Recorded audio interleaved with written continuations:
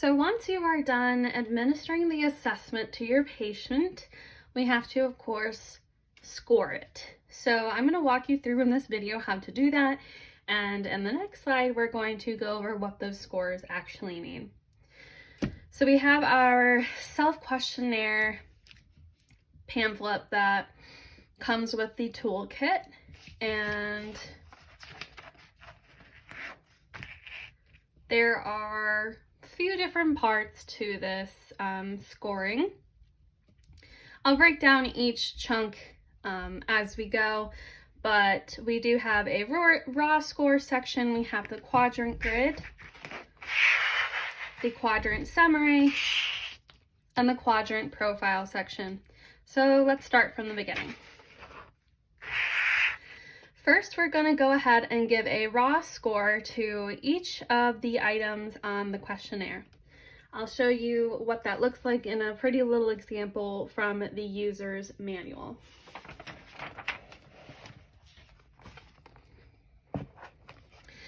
On page 25 of the user's manual, we have this example that shows how we're going to get our raw scores.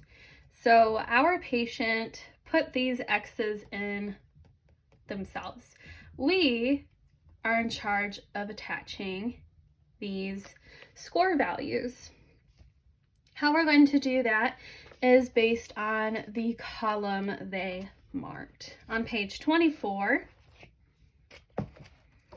we have our assigned point value. So almost never is 1 point, seldom is 2 points, occasionally is 3 points, frequently is 4 points, and almost always is 5 points.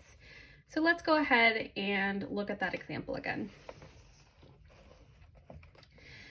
So this individual put an X under seldom for item 50. That's going to give them 2 points. For item 51, we can see that they put an X under almost always. That's going to give them a score of 5. You're going to go ahead and give these raw scores to each line item for all 60 total items in the self-questionnaire. Once you finish that, then we can go ahead and get some of the real scoring done. That brings us to our quadrant grid, which is the next part of the scoring. We can see that we have 4 quadrants, and each of these quadrants has a nifty little symbol next to it, which we can see what those symbols mean in our icon key down here. So quadrant 1 is for low registration, quadrant 2 is for sensation seeking, quadrant 3 is for sensory sensitivity, and quadrant 4 is for sensation avoiding. This will come in handy for the next few sections of our scoring. So, how do we begin with the quadrant grid section? Well, we're going to take those raw scores that we computed on the questionnaire itself, and we're going to put it into the item that it is associated with, and we're going to find where those are in the quadrants. So, for example, we're going to try to fill out this quadrant 1 first. So item 3, we need to put in the raw score. So we're going to go all the way back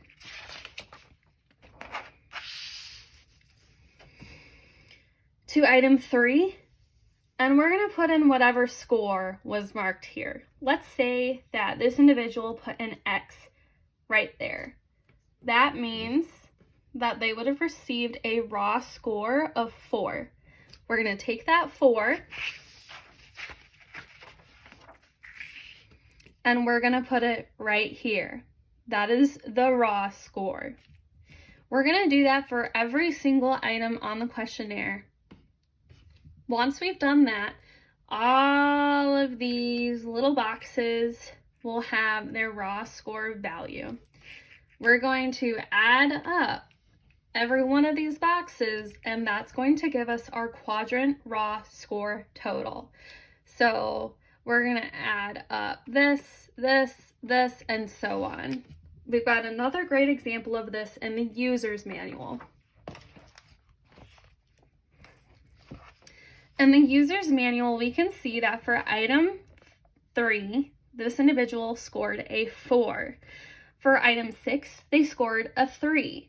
So we're going to start adding these all up. 4 plus 3 plus 4 plus 4, and so on.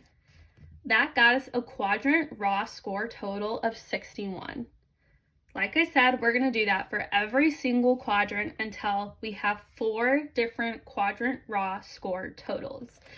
These are the values that we're going to use in the next section of scoring.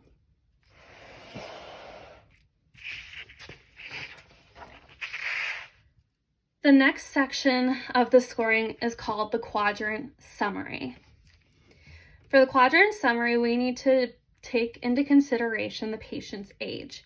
In this example, we'll say that the individual is 12 years old. That means we're going to be using this section.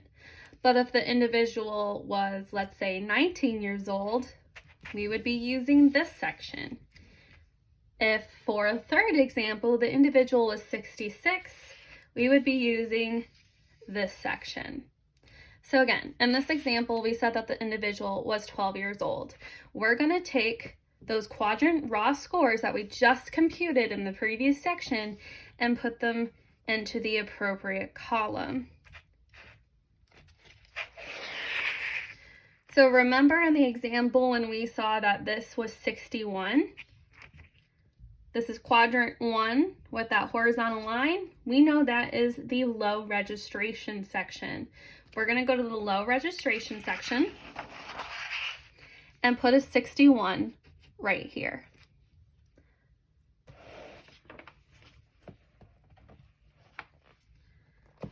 We have yet another beautiful example of this in the user's manual.